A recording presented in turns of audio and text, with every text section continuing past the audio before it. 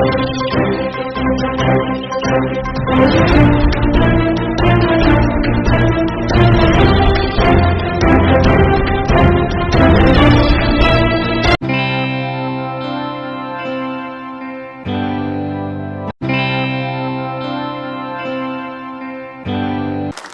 इनके स्वागत और अभिनंदन के लिए आमंत्रित करूं, उससे पहले इनके लिए दो शब्द कहता हूं कि मंजिलें उन्हीं को मिलती हैं, मंजिलें उन्हीं को मिलती हैं जिनके सपनों में जान होती है।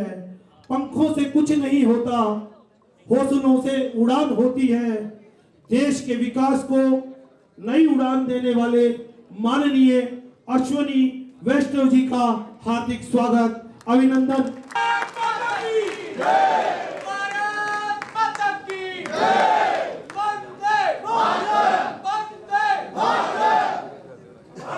हमारे देश के प्रधानमंत्री आदरणीय नरेंद्र मोदी जी के साथ कंधे से कंधा लगाकर हिंदुस्तान के विकास में जो बहुत बड़ी भूमिका निभा रहे हैं हमारे केंद्रीय मंत्री और अपने राजस्थान के ही निवासी आदरणीय अश्विनी वैष्णव जी, और राजस्थान के भी क्या मैं कहूँ कि मेरे पाली के निवासी, मूल रूप से तो पाली के हैं और जिन्होंने अपना संपूर्ण जीवन इस राष्ट्र की सेवा के लिए समर्पित कर दिया। सन्यासी जीवन जी रहे, समाज को लगातार मार्गदर्शन देते आ रहे हैं। जो उत्तराखंड में भी हमारे संगठन महामंत्री के नाते जिन्होंने अपना दायित्व निभाया, ऐसे हमारे राजस्थान प्रदेश के महामंत्री संगठन आदरणीय अजय जी भाई साहब और हमारी राज्यसभा में और भूमिका बहुत जोरदार भूमिका निभाते हैं। लंबे समय से राजनेता है आदरणीय घनश्याम तिवारी जी, हमारे स्थानीय विधायक बहन मंजू, स्थानीय सांसद बहन मंजू जी शर्मा, और हमारे स्थानीय सांसद, हमारे यहाँ दो सांसद हैं, आदरणीय राव राजेंद्र सिंह जी, हमारे ऊर्जा मंत्री आदरणीय हीरालाल जी नागर साहब, हमारे विधायक आदरणीय गोपाल जी शर्मा, आदरणीय बाल मुकुंदाचार्य जी, आदरणीय कैलाश जी वर्मा, आदरणीय नारायण जी मीणा, आदरणीय श्याम जी अग्रवाल, आदरणीय अमित जी गोयल, नीचे नाम लिखा है आपका, ऊपर आना चाहिए, आदरणीय नवरत्न जी, आदरणीय राजेश जी तांबी, आदरणीय गोपाल जी गुप्ता जी, आदरणीय ओपी बैरवा जी, आदरणीय दीपक माहेश्वरी जी, आदरणीय अशोक गुप्ता जी, आदरणीय ओपी अग्रवाल जी, और हाँ कुचरा जी, मुकेश दादी जी, और हमारे संगठन के नारायण जी और सभी पदाधिकारी गण, यहाँ विराजमान प्रबुद्ध जन, विभिन्न विभागों के प्रतिष्ठित महानुभाव भाइयों बहनों, आज मुझे जो विषय दिया है विकास, और विकास की बात मैं सोचता हूं कि 10 मिनट में बोलना तो संभव नहीं है। जो हिंदुस्तान के विकास की गाथा यदि अपन चर्चा शुरू करें तो आप लोगों को मैं निवेदन करूंगा कि कभी समय मिले तो शांति से आंख बंद करके विचार करना कि 2014 से पहले के भारत की क्या स्थिति थी, और अब आप देखिए आसपास में परिवर्तन आपको नजर आएगा कि अब कितना विकास हुआ है। तो विकास की तुलना यदि करना है तो पूर्व से तुलना करनी पड़ेगी। किस विभाग में आप देखना चाहते हो? आज हमारे बीच में आदरणीय मंत्री जी विराजमान है, और मंत्री जी के विभाग की यदि चर्चा कर लो तो उसमें भी मैं सोचता हूं कि एक दिन पूरा लगेगा। इतना विकास किया है। पहले आप भी यात्रा करते थे, ट्रेनों में यात्रा करते थे, तो खिड़की से बाहर देखने की स्थिति हमारी नहीं थी। बहन बेटियां यदि साथ में बैठी हो तो उनको कहते थे खिड़की बंद रखो, बाहर मत देखो। बहुत गंदगी का आलम बाहर देखने को मिलता था, और दुनिया के लोग कोई भी आते थे तो हमारे हिंदुस्तान के बारे में वो कल्पना करते थे कि यहाँ के लोग ऐसे हैं क्या। लेकिन आज परिवर्तन देखने को मिलेगा आपको। किसी भी प्रकार की न तो डिब्बे के अंदर गंदगी है, न डिब्बे के बाहर रेलवे ट्रैक पर भी किसी भी प्रकार की गंदगी नहीं। आधुनिक प्लेटफॉर्म्स, रेलवे के डबल ट्रैक, और पहले स्टीम इंजन, उसके बाद डीजल इंजन, और अभी तो मैं गर्व से कह सकता हूं कि हिंदुस्तान की पूरी की सभी ब्रॉड गेज ट्रेनें इलेक्ट्रीफाई हो गई, इलेक्ट्रिक ट्रेनें हो गई, डबल ट्रैक हो गए। आधुनिक प्लेटफॉर्म्स, कल्पना नहीं कर सकते कि हम हिंदुस्तान में खड़े हैं। और यही नहीं, हमारे मंत्री जी विस्तार से इस विभाग के बारे में बताएंगे। मैं आपको एक बात ही कहना चाहूंगा कि जो सेंसरशिप दे रहे हैं, आज हिंदुस्तान अमेरिका को बेच रहा है, फ्रांस को बेच रहा है, जर्मनी जापान को भी बेच रहा है। यह प्रगति हिंदुस्तान के रेल मंत्रालय ने की है, ये कोई कम बात नहीं। और आप यदि देखना चाहें, जिस समय हमारे देश के प्रधानमंत्री बने थे आदरणीय नरेंद्र मोदी जी 26 मई 2014 को, तो उस समय हिंदुस्तान के कई गांवों में बिजली नहीं थी, उन्होंने बल्ब नहीं देखा था। 18,000 से अधिक गांवों में बिजली नहीं थी। और आज हम गर्व से कह सकते हैं कि बिजली के मामले में हम आत्मनिर्भर बने। ये कोई कम बात नहीं है। आप देखिए, पहले हम शस्त्र खरीदा करते थे बाहर से, जिसमें और कमीशन की गंध आती थी। आज हम शस्त्र निर्माण कर रहे हैं, दूसरे देशों को शस्त्र बेचने की स्थिति में आ गए। हमारे ब्रह्मोस को खरीदने के लिए, आग्नेय को खरीदने के लिए कई देश एडवांस में पेमेंट जमा करा रहे हैं कि अगली बार आए तो ये हमको देना। ये परिवर्तन हमको देखने को मिला। यही नहीं, औद्योगिक विकास हिंदुस्तान में हुआ। और कोविड में आप सबने देखा होगा कि जब दुनिया के लोग ये सोचते थे कि संसार समाप्त हो जाएगा, उस समय न केवल हिंदुस्तान को बचाया, अपितु दुनिया को भी वैक्सीन देने का काम भारत ने किया। ये प्रतिभा है, ये हमारे हिंदुस्तान में हुई, जिन्होंने इस प्रकार का विकास किया। यही नहीं, आप सब समाचार पत्र, टीवी देखते हैं। हम सोचते थे कि अमेरिका का एक और प्रक्षेपण नील आर्मस्ट्रॉन्ग, एल्ड्रिन और कॉलिंस गए थे चंद्रमा की खोज करने के लिए, लेकिन आज हम हिंदुस्तानियों ने नरेंद्र भाई मोदी जी के नेतृत्व में चंद्रमा पर भारत का तिरंगा गाड़ने में भी सफलता हासिल करी। ये कोई कम बात नहीं है। विकास के बारे में बहुत कुछ कहा जा सकता है। पहले हमारी प्रतिभाएं बाहर जाती थी, हमारी प्रतिभाओं को यहाँ अवसर नहीं मिलता था। डॉक्टर, इंजीनियर प्रतिभा प्राप्त करने के बाद में अपनी प्रतिभा का उपयोग दूसरे देशों को देते थे, उसका लाभ दूसरे देशों को मिलता था। अब हमारे देश के प्रधानमंत्री जी ने तय कर दिया कि उन प्रतिभाओं को हम यहाँ अवसर देंगे, यहाँ वो प्रतिभाएं अपनी प्रतिभा दिखाएगी, जिससे हमारा हिंदुस्तान विकसित हिंदुस्तान बनेगा।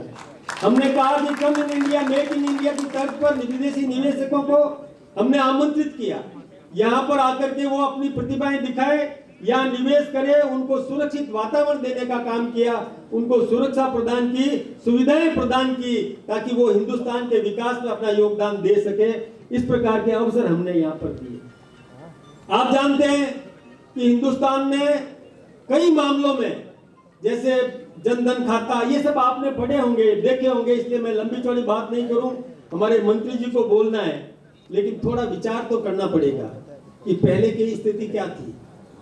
आप देखिए, पहले घोटाले सुनने को मिलते थे, नियमित समाचार पत्रों में पढ़ते थे, टीवी देखते थे। कभी बोफोर्स घोटाला, कभी पनडुब्बी घोटाला, कभी कोयला घोटाला, कभी चारा घोटाला, कभी 2G स्पेक्ट्रम घोटाला। इतने घोटाले सुनने को मिलते थे, और अब तो कोई घोटाला सुनने को नहीं मिलता है। ये परिवर्तन कम नजर आ रहा है क्या? थोड़ा विचार तो करो, कितना परिवर्तन आया। राजीव गांधी कहते थे मैं 1 रुपया भेजता हूं, 15 पैसा नीचे पहुंचता है। और अब आपको पता है कि 1 रुपया भेजते हैं तो सीधा ऑनलाइन ट्रांसफर होता है, पूरा का पूरा रुपया खाते में आता है। ये परिवर्तन देखने को नहीं मिलता क्या? ये परिवर्तन हम सब देख सकते हैं, समझ सकते हैं। यही नहीं, 36 प्रकार के टैक्स लगते थे। कोई भी इंस्पेक्टर आता था तो दुकानदार ग्राहकों को अलग करके और उसको गद्दी पे बिठाता था, पंखा उसकी तरफ करता था, ठंडा उसके लिए ला करके देता था। उसकी आओ भगत एक मुख्यमंत्री आता है उतनी उस इंस्पेक्टर की करता था। सारे दुकानदार आसपास के शटर बंद करके घर चले जाया करते थे। और अब परिवर्तन कितना आया है कि सारे टैक्स समाप्त करके एक जीएसटी कर दिया, और उसमें से भी जब आमदनी बढ़ने लगी तो रिफॉर्म कर दिया, राहत देने का काम कर दिया। ये हमारे देश के प्रधानमंत्री नरेंद्र मोदी जी ने किया। पहले टैक्स रिबेट कितनी थी आप कल्पना करो, 2.5 लाख, और अब कितनी कर दी, 12.5 लाख। ये कोई कम बात नहीं है। ये परिवर्तन आप सब देख सकते हैं, तो जनता के बीच में ये सब बताने की जरूरत है। आपको पता है सोनिया जी जमानत पर है, सोनिया गांधी जी जमानत पर है, राहुल गांधी जी जमानत पर है, वाड्रा जी जमानत पर है, केजरीवाल जी जमानत पर है, लालू यादव और उनका परिवार जमानत पर है, मुलायम सिंह जी का परिवार जमानत पर है, कानिमोझी और डीएमके का परिवार जमानत पर है। और वो सब जमानत पर है। ऐसे लोग, चाहे संजय सिंह हो, चाहे कई ऐसे नाम गिनाए जा सकते हैं। अब ममता बनर्जी की बारी है, ये सब आप देख रहे हैं, तो इतना अब आप वो लोग जो जमानत पर है और ताल ठोक करके मैदान में आकर के जनता के बीच में राजनीति करते हैं और वोट मांगने की हिम्मत कर सकते हैं, तो मैं प्रबुद्ध जनों से निवेदन करना चाहूंगा, आप जागरूक नागरिक हैं। मुझे अभी मंत्री महोदय ने पूछा कि सामने जो ऑडियंस बैठी है वो किस प्रकार की है। मैंने बताया कि उनमें डॉक्टर्स हैं, इंजीनियर्स हैं, बड़े बड़े उद्योगपति हैं, बड़े व्यापारी हैं, इंटेलेक्चुअल पर्सनैलिटीज यहाँ विराजमान है। तो मैं उन्हीं इंटेलेक्चुअल पर्सनैलिटीज से निवेदन करना चाहूंगा कि जब ऐसे लोग राजनीति कर सकते हैं तो हम लोग चुप बैठेंगे क्या? हम लोग शांत से, और जो कुछ भी वो अफवाह फैलाते हैं हम फैलाने देंगे क्या? क्या मुखर होकर के जवाब नहीं देना चाहिए? अरे भाई, मैं आपसे निवेदन करूं, जब आप जागरूक हैं, ये सब जानकारी आपको है, ये जानकारी फैलाते क्यों नहीं हो? समाज में फैलाते क्यों नहीं हो? भाई, बुद्धिजीवी के वोट की कीमत भी एक है और नादान के वोट की कीमत भी एक है। और बुद्धिजीवी अपने जैसे बुद्धिजीवी और लोगों को नहीं बनाएंगे, जागरूक नहीं करेंगे, तो आपके वोट तो वो नादान बैलेंस कर देगा, तो सत्ता उसके हाथ में आएगी। नादान सत्ता किसी के हाथ में दे देगा तो भुगतना तो बुद्धिजीवियों को पड़ेगा ना। भुगतना पड़ेगा कि नहीं भुगतना पड़ेगा बुद्धिजीवियों को? अरे भाई, पहले आप लोग कहा करते थे कि को नृप हमें का हानि। आपने देख लिया ना पश्चिमी बंगाल में क्या हुआ, कैसा नृप था, नृप थी, और उसने क्या किया, कितना भुगतना पड़ा।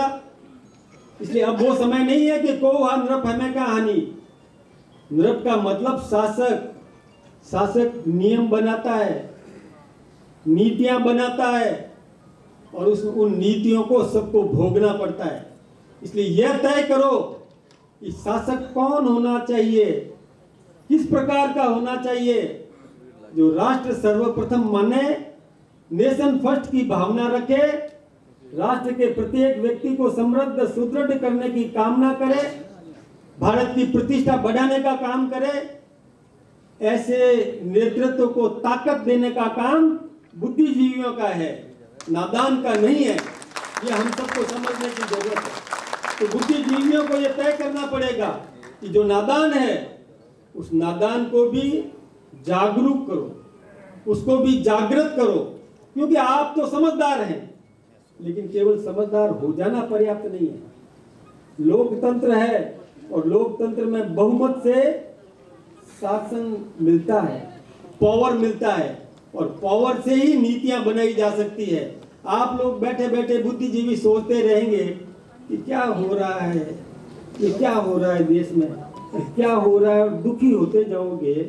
तो आपकी अपेक्षाओं के अनुरूप शासन देने के लिए आपकी अपेक्षाओं के अनुरूप नेतृत्व होना चाहिए, ताकि वो आप जैसा सोचते हैं कि देश इस दिशा में बढ़ना चाहिए, उस दिशा में वो देश को बढ़ाए, ऐसी ही नीतियां बनाए, तब जाकर के आप भी सुखी रह सकेंगे। नहीं तो बैठे बैठे और मन से दुखी होते रहेंगे कि हम चाहते हैं कि देश इस दिशा में जाना चाहिए और देश को वो लोग ले जा रहे हैं दूसरी दिशा में। आप कल्पना करो, हम आदरणीय नरेंद्र भाई मोदी जी के 12 वर्षों के विकास की बात करना चाहते हैं। आप सब जानते हैं, कभी समय आया तो मैं वो विकास की गाथा भी आप सबके सामने रखूंगा। लेकिन यदि किसी ऐसे व्यक्ति के हाथ में उस्तरा आ गया तो क्या होगा? जिसकी निष्ठा इस देश के प्रति नहीं है, क्या होगा? कल्पना तो करना चाहिए ना। यदि गलती कर दी हमने, समाज को जागृत नहीं किया और नादान अफवाह में आ गया, भ्रम में और नादान आ गया, तो नादान आपको बैलेंस कर देगा और अफवाह फैलाने वाले सफलता प्राप्त कर लेंगे। इसलिए मैं फिर से आपका आह्वान करूंगा कि कृपा करके समाज को जागृत करें, पड़ोसियों को जागृत करें, इलाके में जो कुछ भी आपके दिमाग में है वो बात उनको बताएं। यही निवेदन करके मैं आप सबका बहुत बहुत अभिनंदन करूंगा। बहुत बहुत धन्यवाद।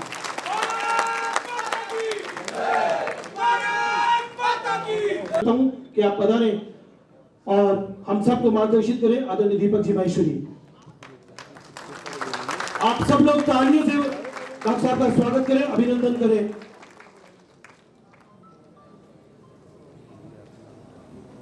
आप सभी को मेरा नमस्कार।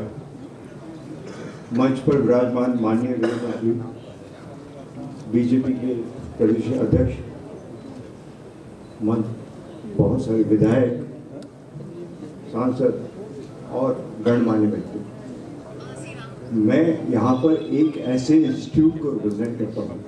मैं पेशे से डॉक्टर हूँ और मैं एक ऐसे इंस्टीट्यूट को रिप्रेजेंट कर रहा हूँ जो शायद प्रदेश, देश और विश्व का सबसे बड़ा इंस्टीट्यूट है।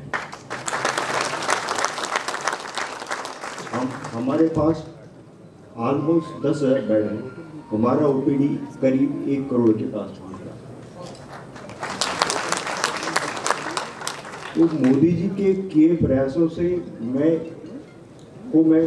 मन से छू सकता हूँ और जो सरकार ने किया है उसको मैं पहचान सकता हूँ। ये कार्य वही व्यक्ति हाथ में ले सकता है जिसको समाज की पकड़, चाहे वो आयुष्मान कार्ड हो, गरीबों को फ्री में बिना पैसे के इलाज की सुविधा हो, चाहे वो दवाइयाँ कम पैसे में दवाइयाँ हो या प्राइमरी हेल्थ सेंटर्स हो। ये सारे जो कार्य किए गए हैं, ये कार्य कभी मैं जब स्टूडेंट था, MDMS में पढ़ता था, तो बहुत सारे व्यक्ति ऐसे थे जो बिना इलाज के रह जाते थे जब तक मैं MDMS में पढ़ता था। तो ये कार्य अतुलनीय है। विश्व के बहुत सारे देश, विश्व के बहुत सारे डेवलप्ड कंट्रीज भी हेल्थ इंश्योरेंस का कॉमन लोगों के लिए खर्चा वहन करने में अक्षम है। आपको पता होना चाहिए कि यूके में एक MRI के लिए आपको 1 महीने वेट करना पड़ता है और मेरे अस्पताल में आप 24 घंटे के अंदर MRI करा के रह सकते हैं।